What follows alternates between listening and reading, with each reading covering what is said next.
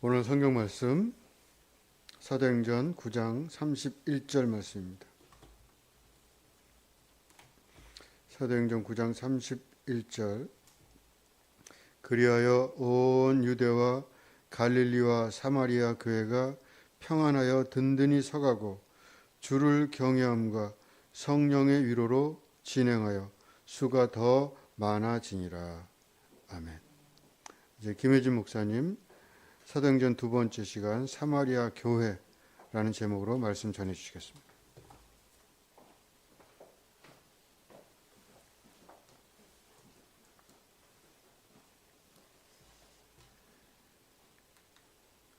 사도행전은 별명이 있습니다. 사도행전의 별명은 성령행전입니다. 사도들이 어떻게 살았나, 사도들이 어떻게 행동했나, 이게 사도행전이잖아요. 그런데 성령님이 어떻게 일했는가, 사도들을 통해서 그 이야기가 사도행전입니다.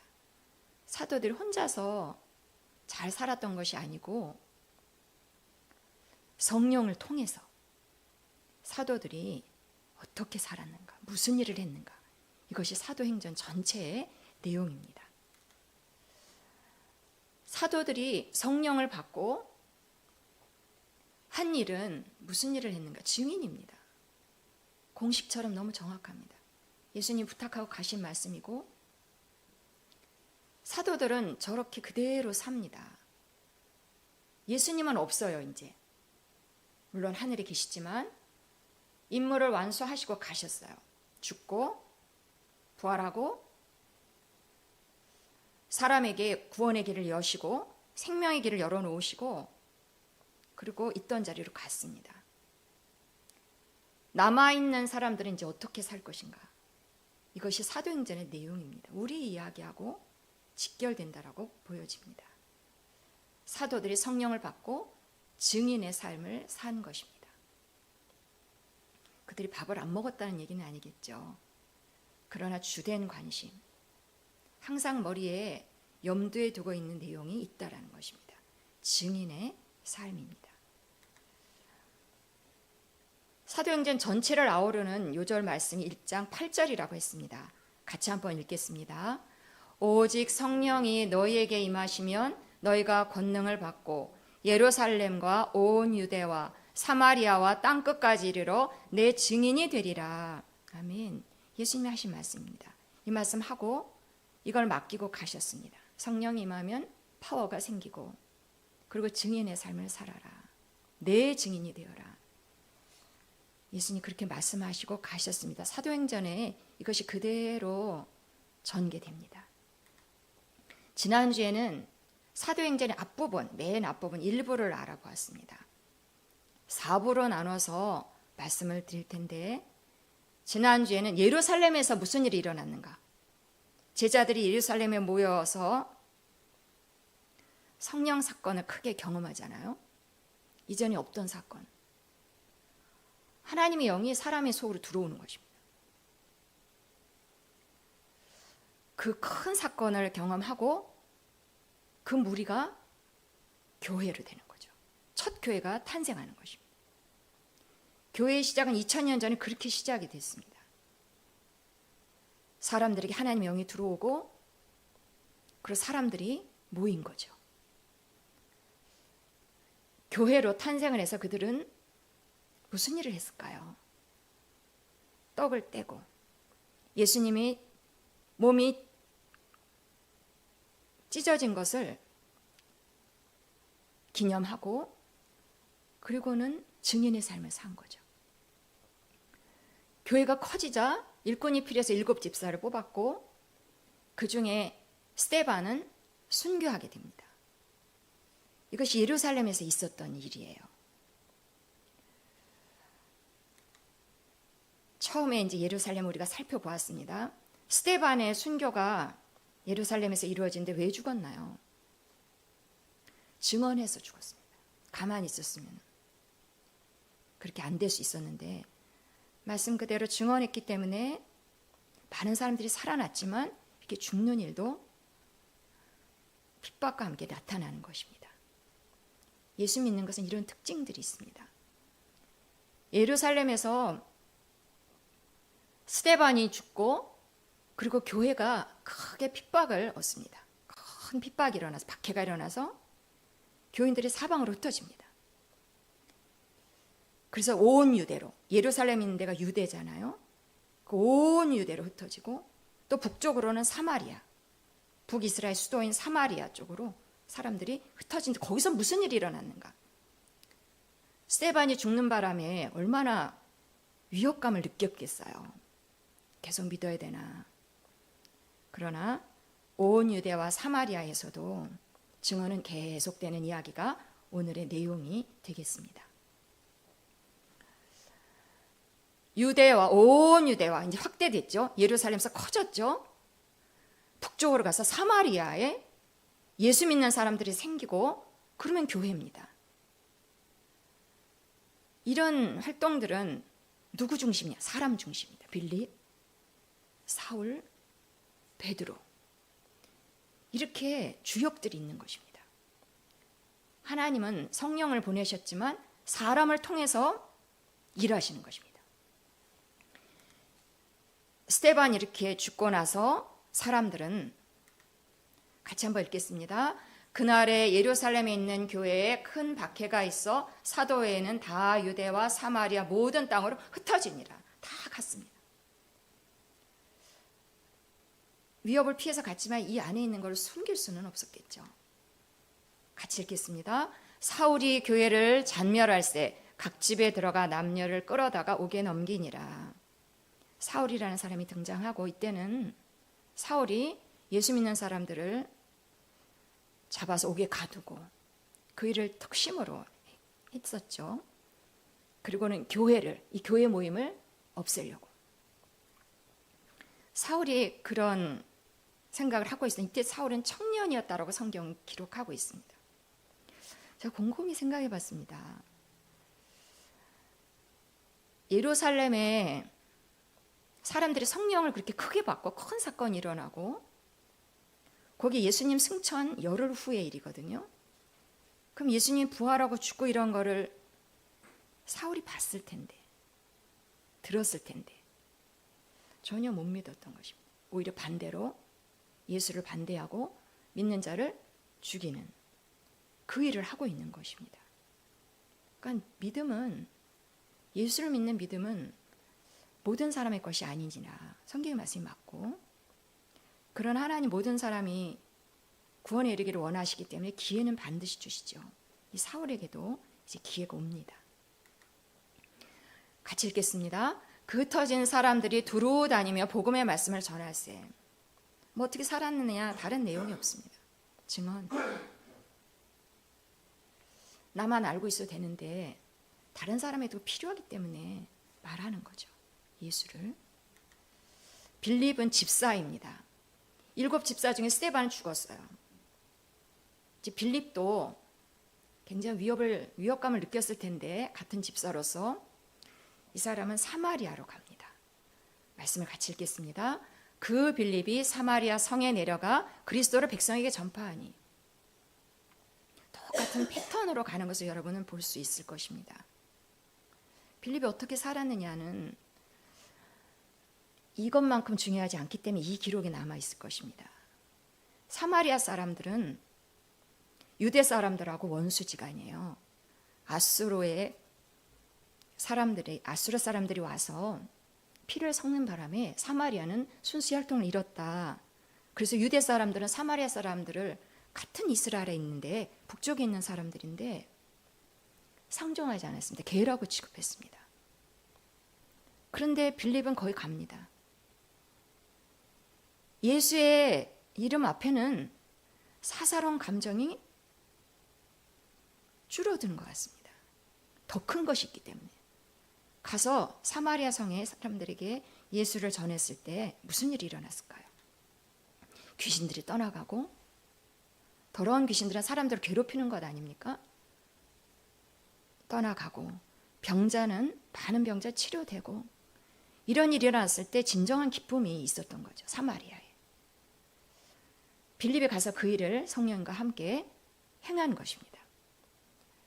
그런데 이 소식을 지금 예수 믿는 공동체가 교회가 탄생하면서 그 본부는 어디에 있나요? 예루살렘에 있는 것입니다. 예루살렘에서 사람들이 성령을 크게 받고 교회를 이루고 그 본부에서 사마리아에도 예수를 믿게 됐대. 그래서 베드로와 요한을 파송합니다. 가봐. 거기도 교회가 생겼대. 지금 이스라엘 온통은 예수님 반대합니다. 하나님은 믿지만 이상하죠? 하나님 믿지만 예수를 구세주로 선뜻 받아들이지 않을 뿐만 아니라 핍박이 일어나고 어디에서 누가 그 일을 하는 것입니까? 이스라엘 유대 사람들이 그 일을 하는 것입니다. 그러나 그 가운데서도 예루살렘 교회는 탄생을 했고 거기에 사도들인 베드로와 요한이 사마리아로 갑니다. 가서 보니 교회가 형성이 되어 있고 거기 가서 하는 일은 사람들에게 안수하고 성령 받도록 기도했을 때 실제로 저렇게 성령 받는 일들이 사마리아 교회에 일어나게 됩니다. 이 일을 보고 안수하니까 사람들이 막 성령을 받고 달라지니까 시몬이라는 마술사가 돈을 주면서 나도 저런 능력을 좀 달라. 베드로한테 요청했을 때 베드로는 호통을 치죠. 너는 이 하나님의 선물을 돈으로 바꿀 줄 아느냐. 돈과 함께 너는 망할지어다. 그랬더니 시몬이 회개하고 지금 말한 것이 그대로 이루어지지 않도록 해달라. 이렇게 하죠. 사마리아에 가서 복음을 전했던 그 빌립 집사에게는 또 특별한 일이 일어납니다. 말씀 읽겠습니다. 주의 사자가 빌립에게 말하여 이르되 일어나서 남쪽으로 향하여 예루살렘에서 가사로 내려가는 길까지 가라 하니 그 길은 광야라. 지금 예루살렘을 피해서 사마리아로 올라왔는데 빌립더러 예루살렘 쪽으로 다시 내려가라는 것입니다. 가사 쪽으로 가는 쪽까지 다시 내려가라. 성령의 계획이 있는 것입니다. 그래서 빌립이 순종을 했죠. 가보니 이디오피아 사람, 아프리카에 속해 있는 그 이디오피아 사람, 고위 직책을 가지고 있었던 사람인 것 같습니다. 이 사람이 예루살렘에 왔다가, 예루살렘에 왜 왔겠습니까? 예배하러 유대교를 받아들인 것 같습니다. 하나님에 대해서 받아들인 것 같습니다. 그리고는 성경을 펴서 마차에서 읽고 있는 것입니다. 주의 사자가 마차를 타라, 가까이 가라. 가서 보니 이 이방인이죠. 이스라엘 사람들은 상종도 하지 않는 외국인들입니다. 하나님을 모르는 사람들인데 이 사람은 달랐죠. 하나님을 알고 근데 성경을 읽고 있는 거예요. 빌립에게 미션이 주어졌습니다. 타라, 마차를 타라. 그리고는 그가 읽는 성경의 내용을 보니 그는 도살장을 하는 양처럼 끌려갔다. 이 부분입니다. 이사야서를 읽고 있었습니다. 그 내시가 묻기를 여기서 도살장으로 양처럼 가서 죽은 이가 이사야입니까? 아니면 다른 이입니까? 그때 빌립이 설명을 합니다. 같이 읽겠습니다. 빌립이 입을 열어 이 글에서 시작하여 예수를 가르쳐 복음을 전하니 똑같습니다. 어린 양 죽은 이는 예수다. 죽어서 인생 가운데 구원의 길이 열렸다. 예수를 똑같이 전하는 것입니다. 다르지가 변형이 없습니다. 대화의 내용이 다를 법도 한데 동일합니다. 예수를 가르쳐 복음을 전한다. 그랬더니 그 내시가 세례받겠다 합니다. 그래서 빌립이 세례를 주었는데 그 다음 순간 그 내시 혼자만 남습니다. 빌립은 주의 사자에 의해서 순간 이동을 합니다. 없어져요. 그런데도 이 내시는 흔쾌히 즐거이 자기 길을 가더라. 이제 자기가 얻은 것이 있기 때문입니다. 예수 생명을 얻었겠죠. 그리고는 빌립이 없어서 개의치 않고 더 중요한 이 생명을 가지고 어디로 갔을까? 이디오피아 자기 나라로 가서 거기서 전하지 않았을까요? 빌립의 여정입니다. 예루살렘에서 도망해서 사마리아로 갔는데 다시 내려오죠. 이번에 와서 내시에게 복음을 전하고 그리고 이번에서 가사 쪽으로 그 내시는 쭉 가서 이디오피아 아래쪽으로 가고 빌립은 이번에서 순간이동해서 아소도로 갑니다. 거기서 한 일은 성경 말씀 그대로 복음을 전하더라. 그리고 가이사라까지. 빌립의 여정입니다. 그의 삶에서 다른 기록은 없습니다. 그것이 중요한 일이기 때문이겠죠. 드디어 이제 사울이 등장합니다. 사마리아 땅에 그렇게 든든하게 서갈 때 하나님은 계속해서 확장시키기 위해서 일하시는 것입니다. 사울을 만나십니다. 사울이 이 사람이 아까 교회를 없애려고 했던 사람이잖아요. 그 사람이 지금 이제 특별한 목적지가 있습니다. 같이 읽겠습니다. 사울이 주의 제자들에 대하여 여전히 위협과 살기가 등등하여 대제사장에게 가서 지금 죽이려는 살기가 등등합니다. 무엇을 목적하고 있을까요? 읽겠습니다. 다메섹 여러 회당에 가져갈 공문을 청하니 이날 만일 그 도를 따르는 사람을 만나면 남녀를 막론하고 결박하여 예루살렘으로 잡아오려 함이라. 사울은 그 꿈으로 그 할례로 가득 찬 사람입니다. 핍박의 선봉자라고 할까요? 그래서 다메섹은 위치가 보니까 예루살렘에서 다메섹까지 상당히 멀더라고요. 220km. 굉장히 먼 거리를, 저기는 이스라엘 밖에요. 아람이에요. 저기는 다메섹으로 저기까지 가려는 사울의 목적이 있는 걸 보니 다메섹에도 예수 믿는 사람이 있다는 것입니다. 거기도 어느새 전파가 된 것입니다. 거기 있는 사람들 잡아다가 예루살렘으로 데려오려고 가는 도중에 다메섹에 가까이 왔을 때 사울에게 큰 일이 일어납니다. 읽겠습니다. 그때 사울아 사울아 네가 왜 나를 박해하느냐 하는 소리가 뚜렷이 들렸습니다. 예수님이 그냥 나타납니다. 너 왜 나를 박해하느냐. 사실은 예수 믿는 자를 박해했는데 너 왜 나를 박해하느냐. 예수는 우리의 박해에 대해서 자신의 이름으로 대치해서 이렇게 말씀하시는 것을 볼 수 있습니다. 그때 읽을까요? 주여 누구시니까? 이르시되 나는 네가 박해하는 예수라. 사울은 특별하게 예수님 그냥 만나주십니다. 음성으로. 나야. 네가 반대하는 박해하는 나야. 너 왜 그러냐. 이렇게 예수를 만나고 사울은 눈이 벌죠. 먹지 못하고 있을 때 아나니아라는 제자가, 이 사람이 다메섹에 있는 사람입니다. 지금 다메섹에도 예수 믿는 사람들이 퍼져 있다라는 거죠. 믿을 만한 사람을 찾아가셨겠죠. 아나니아야, 사울을 가라. 사울이 지금 기도하고 있다. 그래서 아나니아가 안수하자 그 눈에 비늘이 벗어지고 회복이 됩니다. 음식을 먹고. 사울은 무슨 일을 했을까요? 저게 사울입니다. 사람들을 만났고 즉시로 회당에서 예수가 하나님의 아들이심을 전파하니, 그는 다른 일을 하지 않았습니다. 반전이 되었는데 너무 정확하게 이 사람은 자기 할 일을 찾고 거기에 몰입하는 사람으로 보여집니다. 즉시로 예수 이야기를 합니다. 다메섹에서. 그리고는 신세와 처지가 역전이 됩니다. 도망다니는 사람들을 잡으러 다녔는데 이젠 자기가 도망갑니다. 유대인들이, 거기 있는 유대인들이 예수의 이런 변화를 듣고, 사울의 이러한 변화를 듣고 사울을 잡으려고 합니다. 죽이려고 합니다. 그래서 도망가는 것입니다. 사울은 앞으로 그 인생이 어떻게 전개될까요? 이제 앞으로 3부, 4부에서는 이 사람이 중심 인물이 됩니다. 이렇게 변화되어져서 이제 활약을 하는 것입니다. 사람을 통해서 성령이 어떠한 일을 일으키시고 이 복음이 확대되는가를 우리가 여실히 보게 될 것입니다. 같이 읽겠습니다. 그리하여 온 유대와 갈릴리와 사마리아 교회가 평안하여 든든히 서가고 주를 경외함과 성령의 위로로 진행하여 수가 더 많아지니라.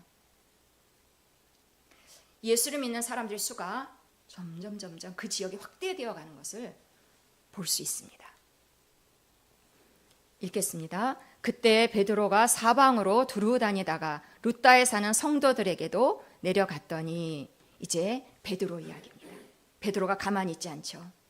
예루살렘에서 베드로가 다른 지역으로 이동하는데 애니야라는 사람을 만납니다. 베드로는 하는 일이 사람을 살리는 일입니다. 살려야 할 사람들이 우리 지천에 깔려 있다라고 보면은 맞습니다. 도움이 필요해서 아우성 치고 싶지만 아우성 치지 못하는 사람들이 우리 주변에 있는 사람들입니다. 근데 베드로는 움직였습니다. 베드로는 자리게 예루살렘 교회에 머물지 않고 이동합니다. 움직입니다. 가서 애니야 8년 동안 중풍병자에 걸렸던 자를 이렇게 치료합니다. 뭐라고 했는지 보겠습니다. 베드로가 이르되 애니야야 예수 그리스도께서 너를 낫게 하시니 일어나 내 자리를 정돈하라 한데 곧 일어나니. 베드로가 사용한 이름은 예수의 이름입니다. 이제 예수의 이름으로 사람 가운데 생명의 일들이 일어나는 거예요. 예수님이 죽고 부활하고 그 미션이 하나님이 계획하신 그 일이 구원의 일이 완성되므로 이제는 사람 인생이 달라지는 것입니다. 중풍병자를 도울 수 있는 근거가 우리한테 주어지는 것입니다. 그래서 애니야가 일어났고요. 예루살렘에서 루따로 가서 애니야를 일으켰어요. 베드로의 이동 경로입니다. 그리고는 욥바라는 곳에서 소식이 사람이 옵니다. 빨리 오라는 것입니다. 베드로를 데리러 온 것입니다. 욥바에는 다비다라는 여자 제자, 예수를 믿는 자죠. 여자 제자가 있었는데 예수를 믿고 구제에 힘썼던 자입니다. 그래서 많은 사람의 유익을 얻었는데 이 사람이 죽은 것입니다.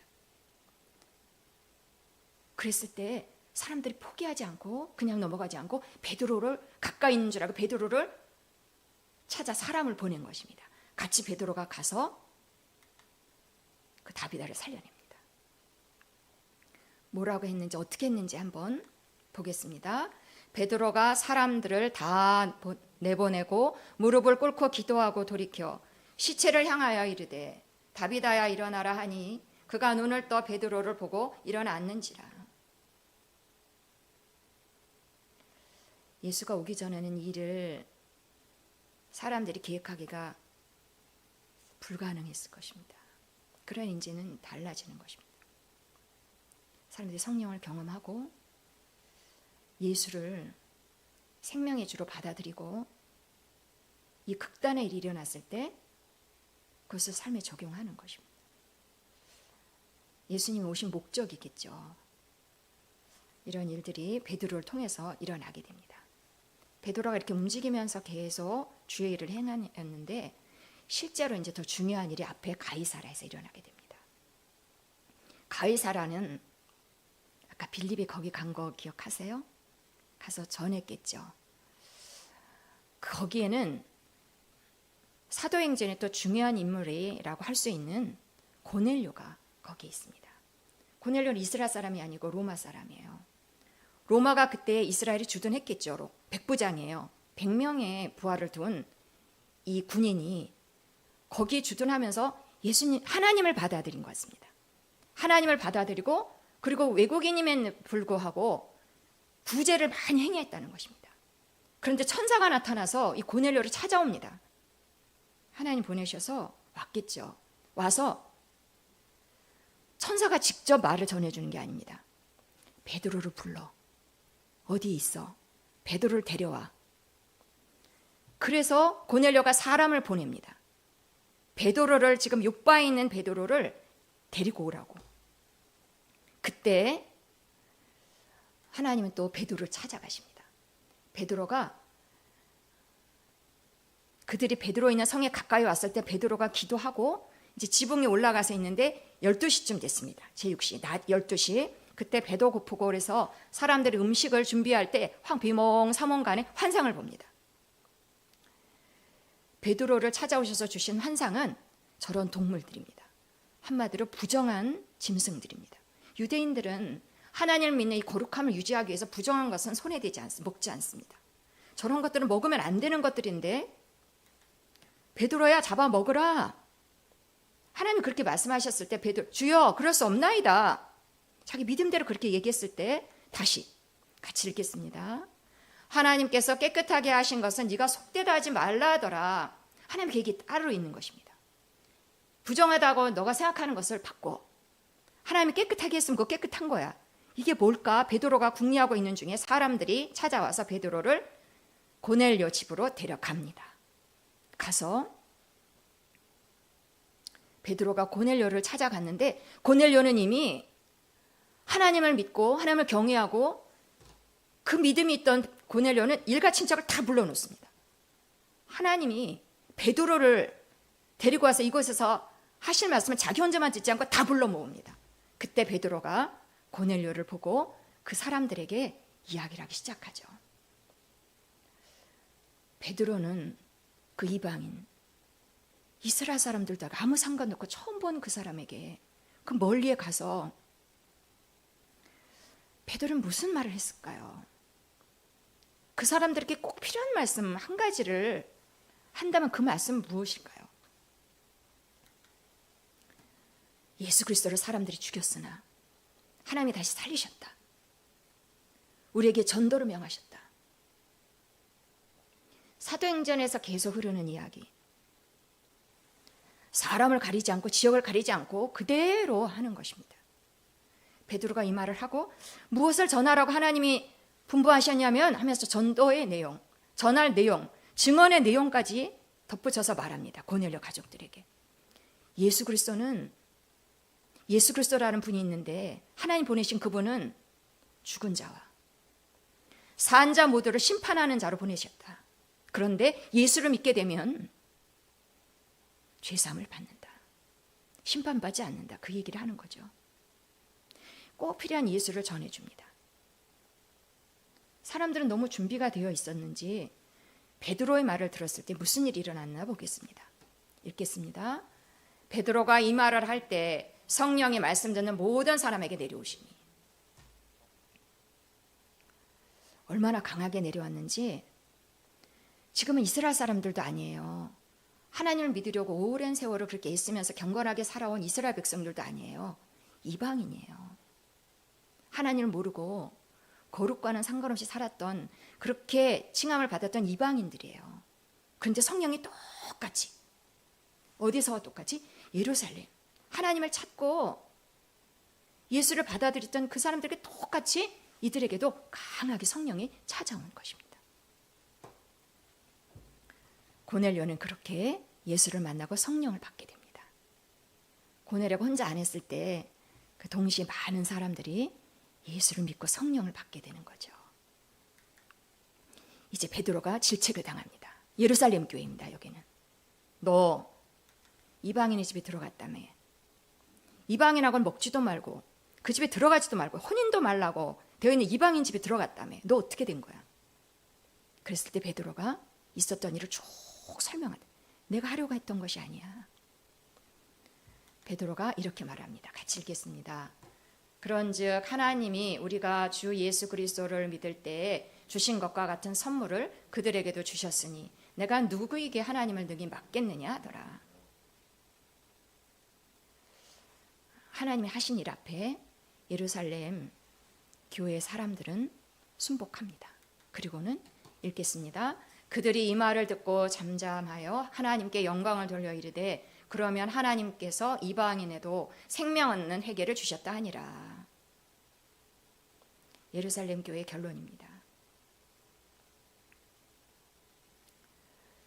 사람을 가리지 않고 사람에게는 이 회개가 다 필요하다는 것입니다. 하나님께로 돌아오는 것. 하나님 없이 살아가는 인생이 허다하지 않습니까? 사람을 만드신 이도 하나님이고 예수 그리스도를 보내신 이 우리를 구원하시고 새 사람, 새로운 인생을 펴신 예수님이 하신 일이 있는데 예수님을 하나님이 그렇게 보내셨는데 상관없이 삽니다. 그래서 사람이 최선을 다하고 일생 동안 잘해보려고 그렇게 살아갑니다. 사람들은. 그러나 다 회개가 필요한 것입니다. 하나님 앞으로 자기를 만드시니 나를 구원하기 위해서 나에게 새로운 인생을 주시기 위해서 예수를 보내시니 그 사랑과 그 은혜를 깨닫고 돌아와야 되는 것입니다.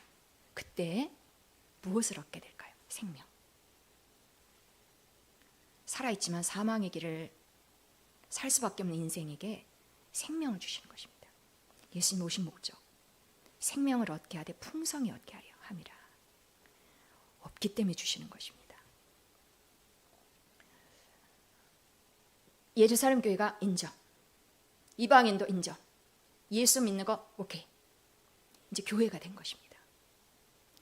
유대교는 자기들만의 종교로 이방인을 멸시하고 자기들의 믿음을 고수하려고 애를 썼다면 이제는 달라진 것입니다. 예수가 오므로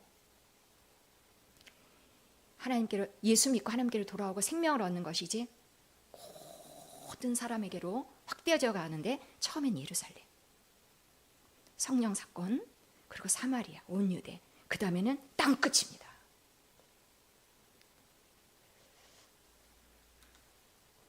오늘 2부에 대한 말씀을 나누었습니다. 점점 확대된 예수의 복음. 사람을 가리지 않고 지역을 가리지 않고 예수가 필요하기 때문입니다.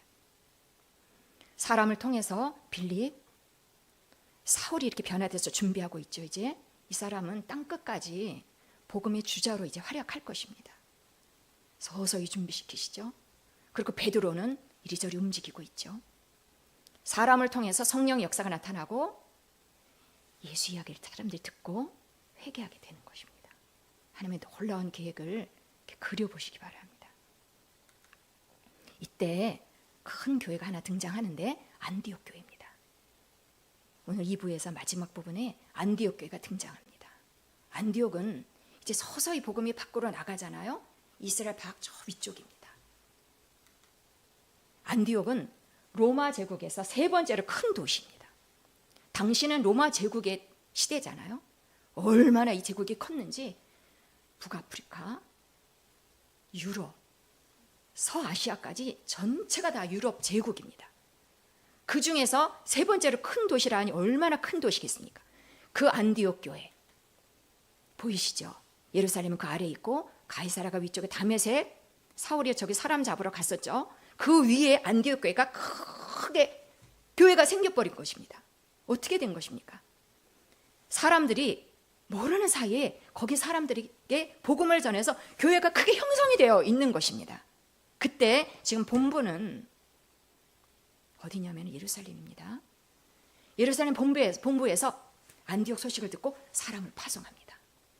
사람을 가서 도우려고, 교회가 형성되었으니 우리 가서 돕자. 그리고 보낸 사람이 이걸 먼저 읽겠습니다. 구브로와 구레네 몇 사람이 안디옥에 이르러 헬라인에게도 말하여 주 예수를 전파하니. 안디옥 교회에 그 큰 지역에 교회가 생긴 것은 교회의 내용은 하나입니다. 예수. 인생의 구주로 예수를 받아들였느냐. 받아들이고 저 사람들이 전해서 사람들이 받아들이고 교회가 형성이 되는 것입니다. 주의 손이 그들과 함께 하시면 수많은 사람들 믿고 주께 돌아오더라. 교회가 안디옥 교회 크게 형성이 되니까 예루살렘 교회에서 사람을 파송하는데 그 사람이 바로 바나바입니다. 바나바는 어떤 사람일까요? 같이 한번 읽어보겠습니다. 바나바는 착한 사람이요 성령과 믿음이 충만한 사람이라. 착한 사람을 사람들은 좋아합니다. 근데 우리가 주의해야 될 거는 바나바의 특징일 수도 있지만 착하면 마음에 들잖아요. 거기서 중단하면 안 된다는 것입니다. 이 사람은 나와 관계가 좋아. 착해. 오케이. 그게 아니라는 것입니다. 성령과 믿음이 충만한가. 일꾼의 중요한 잣대가 아니겠습니까? 아, 저 사람은 괜찮아. 이게 아니라 믿음과 성령이 있는가. 성령이 있다면 증언하겠죠. 그 사람이 바나바였는데 바나바는 이 사람을 데리고 갑니다. 사울. 막 변화돼서 준비하고 있는 이 사람을 바나바가 데리고 갑니다. 가서 둘이 안디옥 교회로 갔겠죠. 가서 무슨 일을 했는가 읽겠습니다. 바나바가 사울을 데리고 와서 둘이 교회 1년간 모여 있어 큰 무리를 가르쳤고 제자들이 안디옥에서 비로소 그리스도인이라 일컬음을 받게 되었더라. 두 사람이 가서 사람들을 많이 가르치고, 그랬더니 주변의 사람들이 이 사람들 그리스도인이라, 그리스도를 딱 닮았다, 이렇게 그리스도인이라는 이름이, 호칭이, 명칭이 그 교회에서 처음 생기게 되는 것입니다. 반면 안디옥 교회가 이렇게 크게 생겨서 이것은 이제 본부의 역할을 할 것입니다. 사울이 거기 가 있잖아요. 사울과 바나바를 통해서 복음이 소아시아 전역으로 퍼지는데 그 본부 역할을 안디옥 교회가 하게 됩니다.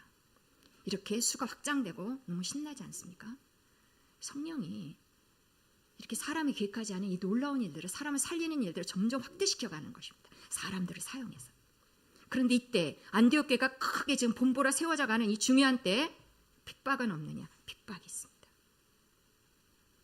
예수 믿을 때 나타나는 핍박입니다. 알고 낙심하지 말아야 되겠습니다. 핍박이 어떤 식으로 나타나는가? 헤롯 왕입니다.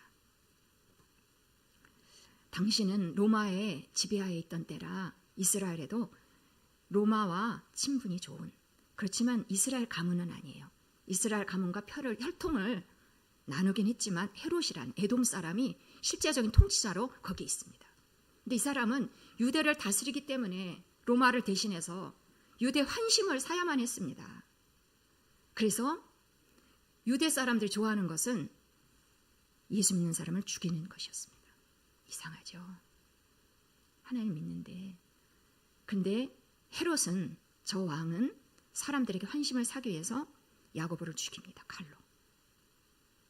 야고보 사도죠. 요한의 형제인 야고보를 칼로 죽입니다. 그리고 다음은 너야. 저기 베드로입니다. 베드로가 잡히고 옥에 가둬지죠. 베드로가 무슨 잘못을 했을까요? 증언했기 때문이죠. 그러나 베드로는 천사에 의해서 감옥에서 풀려납니다. 기적적으로 풀려납니다. 야고보는 순교를 했고요. 베드로는 투옥을 했고, 아까 그 헤롯 왕은 사람들이 헤롯을 보고 야, 사람이 아니다, 신이네 이렇게 했는데 헤롯이 그 영광 하나님께 돌리지 아니함으로 벌레에게 죽임을 당합니다. 헤롯 왕은 죽습니다. 이렇게 하면서 이런 일들이 일어나면서 오늘 2부의 마지막 구절입니다. 마지막 결론 어땠는가? 교회는 어떻게 된 건가? 결론 같이 읽겠습니다. 하나님의 말씀은 흥황하여 더하더라. 예수의 복음은 점점 확대되는 것입니다. 오늘 말씀을 들으시면서 어떤 생각들을 하셨는지 궁금합니다. 저는 두 가지를 나누고 싶습니다. 첫째는 사도행전 오늘 말씀에도 저 사람들이 하는 일이란 공통적으로 하나였습니다. 예수 전하는 것이었습니다. 근데 오늘날 우리의 모습을 보면 예수 전하는 사람이 없습니다. 말 안 합니다. 착하게 살아보려고 애를 쓰는 그리스도인들은 있어 보여도 내가 이렇게 하면 안 되지. 그러나 용감하게 대언하고 예수를 증언하는 사람은 거의 없습니다. 왜 그렇습니까? 왜 그럴까요? 예수 외에 다른 이름이 없다는 것에 대한 확신이 없어서이지 않을까요? 다른 이름을 가지고 있기 때문일 수 있습니다. 굳이 예수를 안 믿어도 다른 이름을 가지고 있으면 예수를 전할 수가 없지 않겠습니까? 예수가 아니면 안 돼. 예수면은 인생이 바뀌어. 이게 붙들어진다면 증언하게 돼 있습니다. 핍박이 있어도, 좀 마찰이 있어도. 그래서 오늘 우리에게 크게 도전을 준다라고 저는 그렇게 믿어집니다. 잠잠한 이때, 아무도 말하기 싫어할 때, 말할 수 없을 때, 시켜서 말하는 것이 아니라 증언은 보고 듣고 경험한 것을 말하게 되어 있습니다. 어떠한 인생이라도 하나님께로 돌아와야 되고 예수를 믿게 되면 생명에 이르는 새로운 삶을 살 수 있다는 것을 모든 사람에게 적용이 됩니다. 가정의 문제와 질병의 문제에서 놓여 나기를 갈망하는 사람들이 지천에 깔려 있습니다. 말은 안 해도. 생명이 필요합니다. 그 길을 이미 열어놓으셨기 때문에 나는 그것을 좀 불편하지만 시작할 때는 특별히 그러나 전해야 되는 것입니다. 말을 해야 되는 것입니다. 증언해야 되는 것입니다. 이러한 결심이 우리에게 새롭게 필요하다고 사도행전 말씀을 통해서 저는 확인할 수 있었습니다. 둘째는 교회입니다. 오늘 사도행전의 내용은 그 사람들을 통해서 일어난 교회의 이야기입니다. 교회가 처음 시작이 됐고 2000년 전에 교회가 시작되고 교회가 점점 확대되어졌는데 교회가 하는 일이 바로 그것입니다. 안에만 있지 않기. 너무 얌전하게 교회에만 머무르지 않기. 와서 예배드리고 그것으로만 끝내지 않기. 그들은 밖으로 나갔습니다. 밖에 사람들이 허다하게 너무 많고 생명을 얻어야 할 사람들이 온 세상에 널리 퍼져 있기 때문입니다. 나가야 되는 것입니다. 우리가 일터로 나가서 거기 있는 사람들에게 증언해야 되는 것입니다. 교회는 역동성이 있어야 되겠습니다. 우리끼리 곱게 이렇게 하고 만족하고 말 일이 아니라는 것입니다. 나가고 증거하고 전하고 모르는 사람들에게 내가 가지고 있는 이 생명을 증거하는 일이 성경에 기록되어 있듯이 우리 인생에 그 일이 기록될 것입니다. 교회가 해야 할 마땅한 일입니다. 교회는 사람들을 찾아야 되고 밖으로 나가야 되고 한번 해야 되는 것입니다. 복음을 증거하고 한 가지 일입니다. 어쨌거나 예수를 전하는 것입니다. 생명의 주를 증거하는 것입니다. 저는 어제 어떤 분하고 대화를 나누면서 이분은 이제 아이를 다 키워놓은 50세 된 분이에요. 자기 직업이 있고 근데 뭐 하고 싶으세요? 꿈이 뭐예요? 잘 모르겠어요. 이제까지 열심히 애들 키우면서 살아왔고 내 일도 지금 하고 있지만 나는 꿈이 뭔지 모르겠어요. 교회를 다니는데도. 당신하고 나하고 꿈이 같아요. 예수 증거. 많은 사람들에게 생명을 주는 예수를 증거하는 것입니다. 질병에 놓이는 사람들도 허다하게 많지 않습니까? 질병 걸린 사람들에게도 질병에서 노연할 수 있는 길이 예수의 길 아닙니까? 한번 도전하시기 바랍니다. 어제는 저희가 100일장을 아이들하고 함께 다녀왔습니다. 사생대에 갔는데 아이가 점심을 먹고 바로 급체를 했어요. 근데 약을 준비 안 해갖고 못 해갖고 아이가 아마 어지럽고 막 아이들 특징이 움직이는데 꼼짝 못하고 눕겠다 그러더라고요. 그래서 제가 밥을 먹다가 손 만져주고 우선 좀 따뜻하게 대해주는 것이 필요하니까 안심시키고 손 만져주고 그리고는 질병 없다 해. 누가 다 가져갔어? 애들이 이제 하도 들어서 예수님이요. 그럼 말하자. 질병 없다. 질병 없다. 그대로 질병 없다. 예수님 감사합니다. 잘 생각해. 질병을 네가 이기는 거야.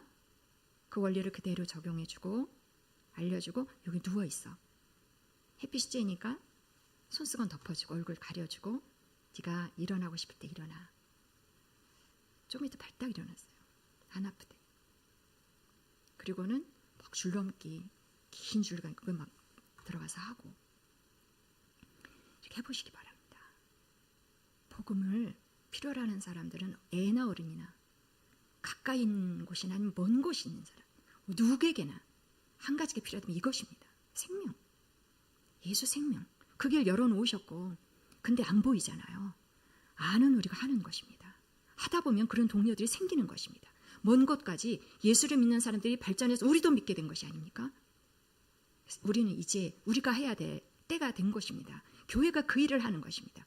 투자하시기 바랍니다. 시간을 투자하시고 생각을 투자하시기 바랍니다. 초점은 정해져 있습니다. 그럴 때 교회가 든든히 서가고 우리끼리 어째서 이거 하고 말 일이 아닌 것입니다. 우리의 목표는 바뀝니다.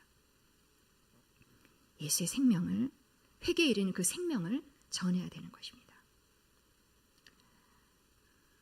저희 초등학교 아이들은 10명이 모여서 예배를 드리고 있습니다. 중학생까지 10명입니다. 2시 예배를 진행하기는 알고 계시죠? 아이들과 함께 예배할 때 헌금을 애들이 걷습니다. 헌금 걷어서 작년에는 다른 나라에 오지에 성경책이 필요한 아이들에게 크리스마스 선물과 함께 우리 헌금하자. 그동안 헌금은 우리 위해서 쓰지 말고 세상에 아직 예수님 모르는 아이들이 많대. 거기 우리 선물 보내자.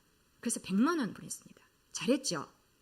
올해도 헌금 우리 위해서 쓰지 말자. 다른 사람들을 다른 아이들 생각하고 아이들한테 제안하는 것입니다. 그 마음이 생기도록 바뀝니다. 밖으로 점점. 그래서 여러분 또 호소하기는 공부방 사역을 위해서도 여러분이 후원해 주시기 바랍니다. 지금도 여전히 후원하고 계시는 분이 이 중에도 계십니다. 너무 감사한 일입니다. 아이들 키우는 것입니다. 아이들에게 공부만 가르치지 않습니다. 애들에게 생명이 되는 예수를 가르치고 있는 것입니다. 투자하시기 바랍니다. 공부방에 후원하세요. 내가 나가서 전하지 못하면 앉아서도 할 수 있는 것입니다. 그래서 사도행전의 맥을 흐르고 있는 예수 생명, 증인, 우리의 삶의 공통적인 목표가 되겠습니다. 오늘도 사도행전 1장 8절의 말씀을 읽고 말씀을 마치겠습니다. 시작. 오직 성령이 너희에게 임하시면 너희가 권능을 받고 예루살렘과 온 유대와 사마리아와 땅끝까지 이르러 내 증인이 되리라. 아멘. 기도하시겠습니다.